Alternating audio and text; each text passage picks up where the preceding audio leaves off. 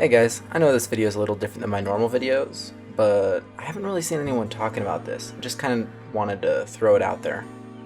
So what's up with these events? Or more specifically, the timing of these events. Here's a little list of the holiday themed events, minus April Fools, and when they were released. Okay, let's go through this one by one. First off was the Easter 2020 event. Now, this event started on April 11th, only one day before Easter, and ended relatively quickly, on May 1st. Now, I don't have too many problems with this event. It started a bit late, yes, however it ended quite quickly. It honestly seems more like it was a last minute decision, but not in a bad way. Next up was Halloween 2020. This event started on October 24th, 2020 and ended on November 21st. We see again that this event is very close to the holiday, only 7 days before, and ended quite a bit after the holiday. Then came Christmas 2020, starting on December 19th and ending on February 1st. Now, I don't know about you guys, but when it's more than a month after Christmas and Tower Heroes is still having its Christmas event going on, something seems wrong to me. And beyond that, the event started only 6 days before Christmas, missing a majority of the holiday season. Now we're back to Easter again, with the Easter 2021 event. And this event starts on April 1st, just 3 days before Easter. And while this is bad enough, what's worse is it went on until May 15th, just under a month and a half after Easter. Now, again, I can't claim to know how you guys feel about this, but when it's this far after the holiday, I'm barely even thinking about Easter anymore, so it shocks me that they would have the event drag on for this long. Next came the Halloween 2021 event. Now, they actually did get a bit better this time, with the event starting on October 22nd, 9 days before Halloween, and ending on November 22nd, less than a month after, which is quite an improvement. Next came the Christmas 2021 event, and this one actually broke the pattern, starting on November 30th, a whole 26 days before Christmas, and ending on January 20th, just under a month after Christmas. This was actually quite an improvement in my opinion, taking full advantage of the holiday season. This event still took a bit longer than I think was necessary, being nearly 2 months in length, but overall, it was far better timing than the previous events.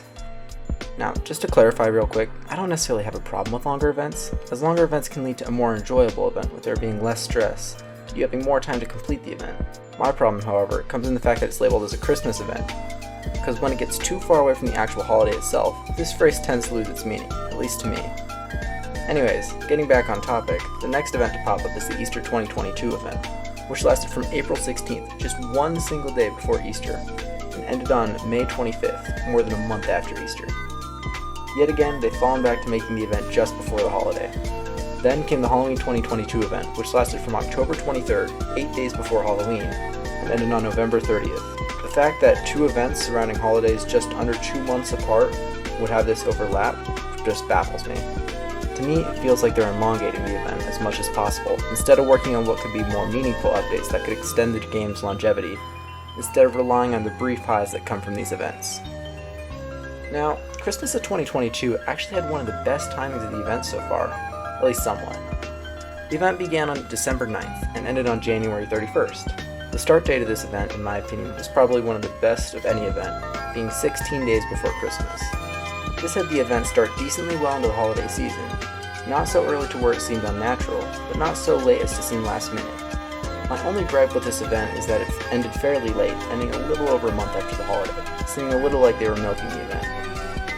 Now, this may seem all well and good, but let me tell you, it's only down from here. The Easter 2023 event was the start of the worst phase thus far, beginning on April 9th of Easter and not ending until May 31st, just under 2 months after Easter.